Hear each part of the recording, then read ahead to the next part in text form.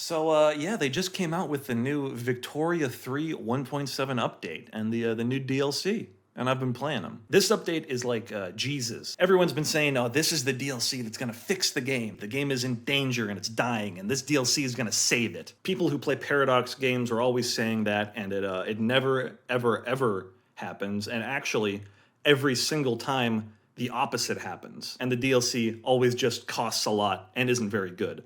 But what about this time? The game's boring. Still, I told you. I told you so. I think I'm gonna get flack for this. This DLC does add enough that it makes the game more fun to play. So I think the reviews are good so far. I remember I said Legends of the Dead was stupid back when the reviews were good, and then everyone saw my video and realized how smart and cool I am and decided to have my opinion instead. I don't know if that's gonna happen this time. Let's look at all the new stuff they've added. Power blocks. Yeah, you can form a team of all the little countries that you like to bully. Subject interactions. That's good, but like it's only good because it was so bare bones before. It just wasn't finished.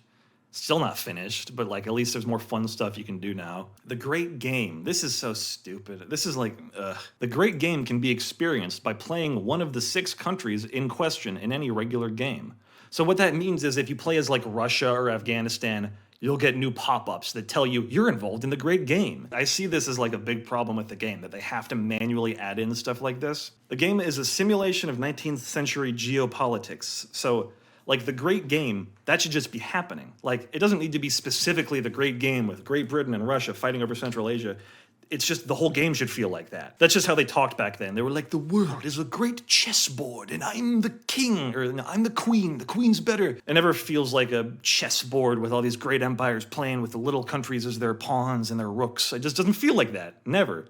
So they have to add in all these little ad hoc things where like, you're part of the great game. It's like, wow, that's so historically immersive. Foreign investment. Oh, this is the big one, baby. This is what everybody wanted. People have been clamoring for foreign investment. All the kids at my school want this. My little nephew's like, oh, all I want for Christmas is the new foreign investment system in Victoria 3. This obviously should have been in the game from the beginning. It's an economics simulator. So what they've added is the ability to buy factories and mines and stuff in other countries. You couldn't do that before. If you really needed oil or rubber or whatever, you had to go to a place that had oil or rubber and conquer it. It was really finicky. Like if you had a country as your protectorate for the sole purpose of exporting oil to your country, they could just decide not to. They could decide not to make any oil. But that's not like a fun new idea that the fans had and then the developers were like, oh, that's a great idea, let's add that. That's just something that was missing. It just wasn't done yet.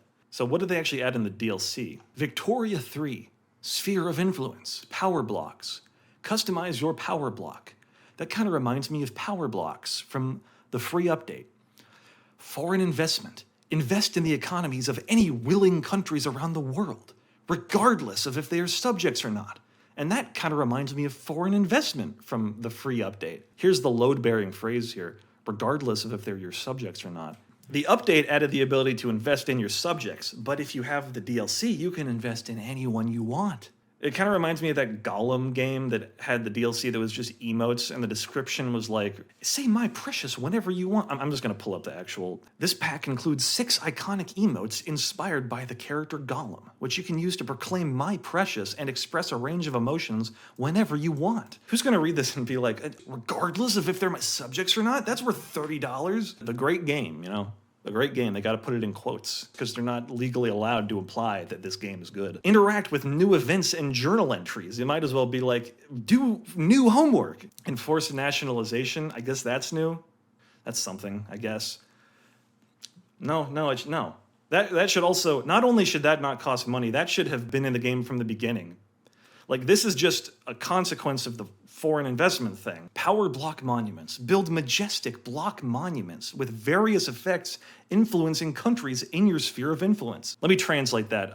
Click a button to get a plus 5% bonus to some number that doesn't matter. Meet a whole plethora of historical characters involved in the great game and discover new sets of clothes, companies, and events relevant to the region. That sounds so awesome. Yeah, okay, apparently this new update added almost 100 new historical characters to the game.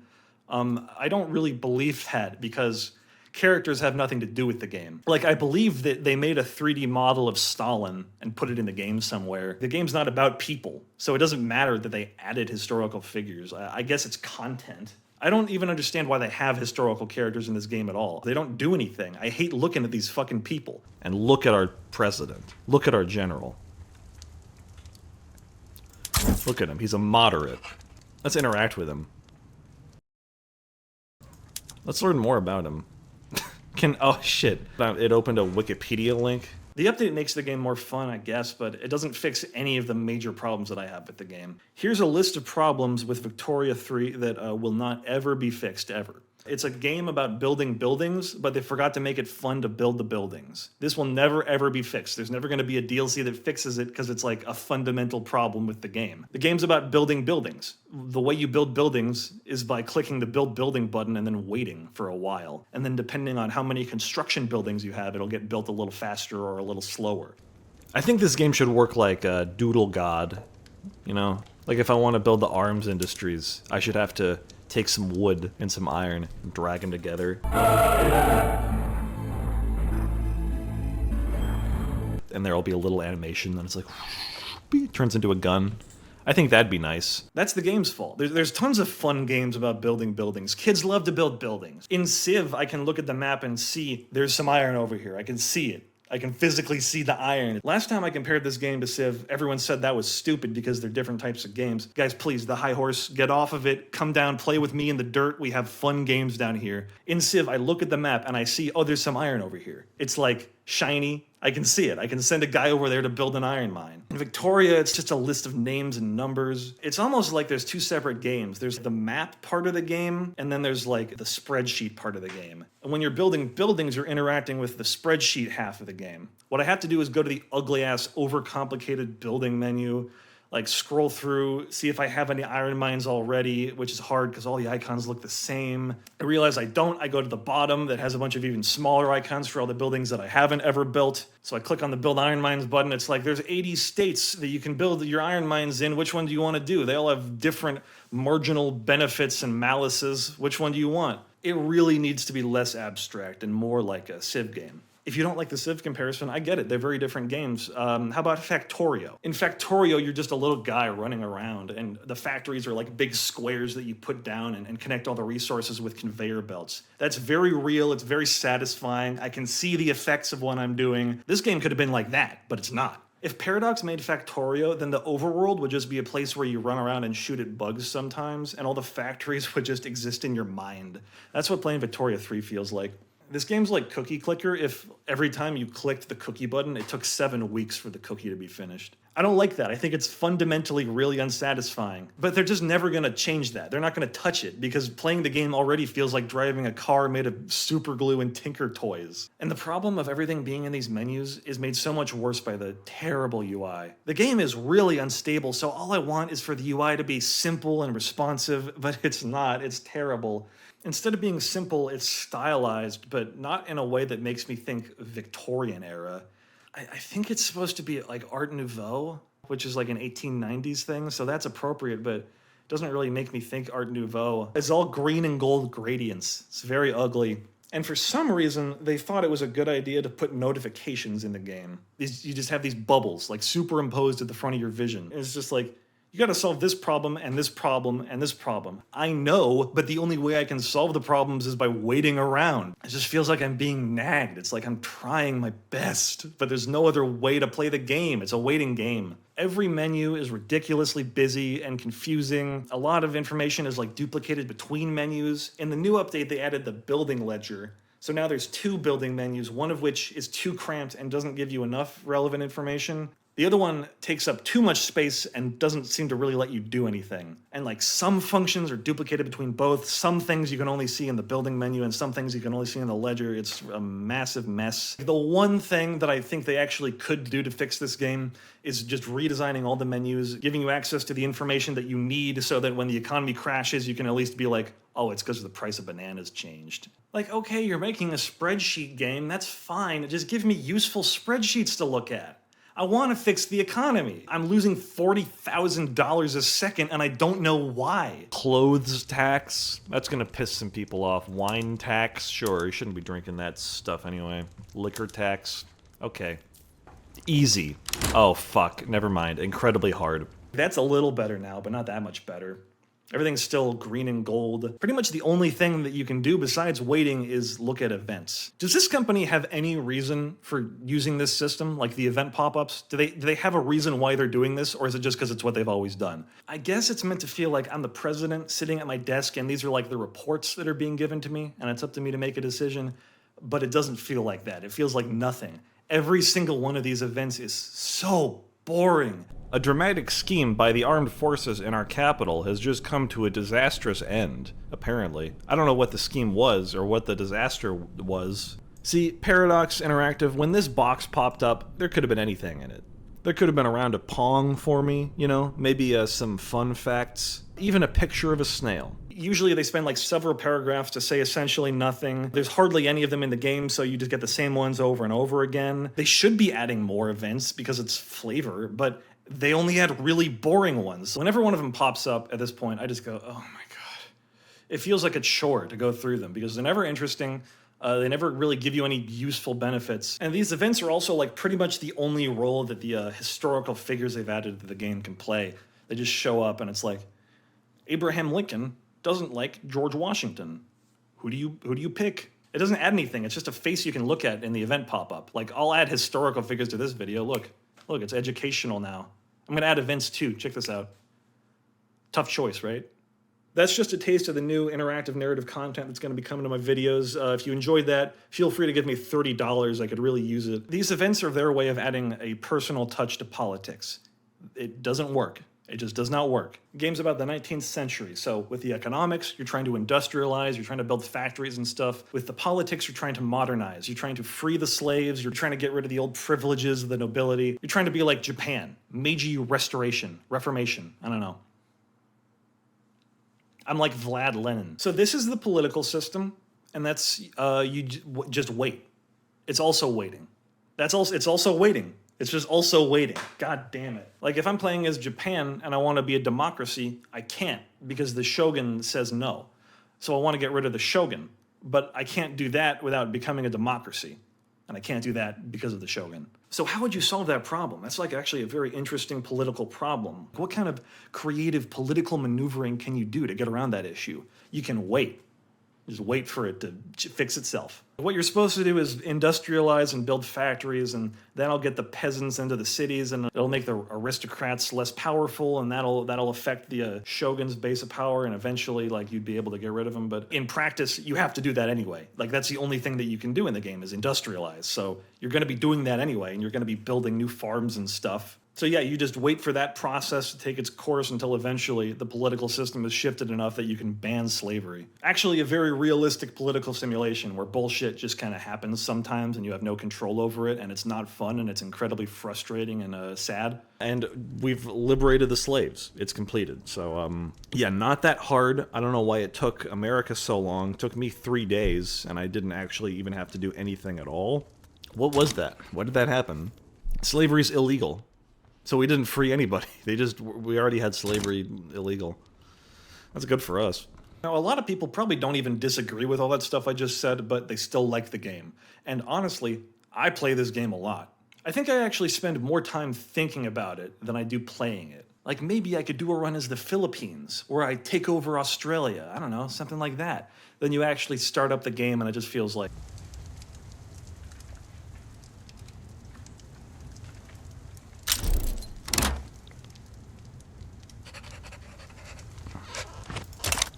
The thing is, if you like the game, it's not because it's, like, good. It's because there's not another game that's like this. There's not another company making a Victorian-era political and economic simulator. Not a lot of big-budget colonize em-ups on the Xbox Game Pass. So you play this one. But what you're doing is you're sitting there in Plato's cave watching a fun game get projected on a wall. But really, it's just Paradox Interactive playing with shadow puppets and tricking your mind. I feel like what I enjoy about Victoria 3 is the hypothetical game that it could be, you know?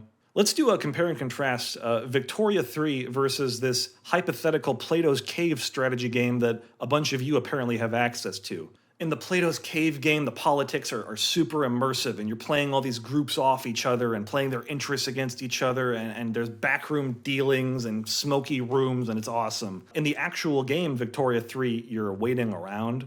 And occasionally you'll pass a law, but that usually happens by accident. In the Plato's Cave game, you're going through the Herculean task of industrializing your backwards country. You're building iron mines and new factories and all these incredibly complicated things. But you, the player, you're the only person with the vim, with the knowledge, with the perspective to make all this work, to turn your country into a global superpower, to produce more sulfur than the goddamn Russians. In Victoria 3, you're waiting for the construction sectors to finish, so that then they can produce more construction. So then you won't have to wait 50 weeks for the gun factory to finish. It'll only take 40 weeks. And that's in-game time, so in real life, you'll probably only have to wait like 5 hours. In the Plato's Cave game, the global economy is this interconnected web of different actors, and you're manipulating it to your own advantages. You're using soft power and flooding the markets with your cheap goods and dominating the entire world without even firing a shot. In Victoria 3, the trade route importing fabric from the French market isn't active, so I gotta go in and get rid of it, because that's gonna put me into a deficit of bureaucracy points, and now I have minus 5% construction efficiency. Jesus Christ. In the Plato's Cave game, exciting fun stuff happens. In Victoria 3, I've been sitting here for 5 hours. I could have gone to the park today. That's actually sad. I'm not calling anyone stupid here. Like, I play the game too, and for the same reasons. This very flawed, boring game is the closest I'm ever gonna get to that Plato's Cave game, because they don't make games for psychopath history nerds. I mean, well, they do, but only one company does, and they've cornered the market already. It's just boring. You're never going to convince me that it's not boring to play. Tell me they couldn't have made it 1,000 times less boring if they'd made different decisions from the very beginning. Does the DLC help? Kinda, yeah. Now there's like a few more things that you can do in the game, which is good because that was a problem. It's a little more fun, but it still has all the same problems. It'd be fun if there was a decree that just said like, everybody has to have a mustache. Or nobody gets to have a mustache. Like, why can't I do that? I have 500 authority. I should be able to do that. I should be able to make it so everyone in Chihuahua has to wear a top hat all the time. They added a bunch of new events and journal entries and stuff. Like I said before, that's something we should be paying them to not do to us. Most of these new mechanics come along with the update for free. The lobbies, the foreign investment in your subjects, that's all free. If you have the game, you have that already. If you get the DLC, what you get is like a few extra knobs and buttons you can play with. Like, I think you can force your subject to change their laws. I think you get the ability to nationalize foreign assets in your country. Both of those things should have not only been free, they should have been in the game from the beginning, because they're just natural consequences of what the game's trying to simulate. I know someone's going to be telling me, like, I can't separate the free update stuff from the paid DLC stuff because the DLC price is like a tax we're paying for the update. But no, it isn't, man. No, it isn't. The DLC actually is a product that they're selling you for money. They don't give you the base mechanics for free because they want to do the right thing and they're hoping that you'll support them by buying the DLC. They do it because the first taste is always free, man. They want you to get hooked on foreign investment and customizing your Power Blocks logo, so hooked that you'll pay any price. It's $30, and I know someone is going to be like, oh, this guy's so out of touch, he thinks $30 is still a lot of money. Can we please be more responsible financially? Think about all the things you could buy with that money. Even just on Steam, there's thousands of better products you could get for less than $30. You could even buy physical objects, like a nice meal at a fancy restaurant, or 20 bread rolls. Doesn't that sound good? You could probably buy like M&Ms in bulk. How much could you get in bulk M&Ms with $30? We're gonna figure this out. Okay, so you could get about 3.5 pounds of that's peanut butter M&Ms. So even more expensive than the regular kind because they gotta get the peanut butter in there with the syringe. $28.50. Actually, it's $28.50 or best offer. So if you're good at haggling, you could get it for even less than the price of the DLC. Look at how many M&Ms that is. Check this out. Easy, and that's half the price of the DLC. So if you're as good at negotiating as I am, you can actually get about 7 pounds of peanut butter M&Ms for the price of Sphere of Influence. I know not everyone's on my level in terms of like, business dealings and being really, really, really smart about everything, but it's just, for perspective. You could even just go outside. That's free. It's just a better way to spend your time. If you still want to spend 30 bucks, just go outside and give it to some homeless guy in a tent. You know, he'll probably go buy a Subway sandwich and some crack and have a way better time than you would with this DLC. And don't tell me to get good also. Getting good at Victoria 3 just means like building up knowledge about the particular ways in which this game is broken and doesn't work and figuring out how to cheese it. If this game had like deep, fun mechanics, I would be the Michael Jordan of exporting sulfur, all right? This is a bummer video. Sorry for being a downer. Go ahead and leave a comment about which interest group you want to fuck, marry, kill.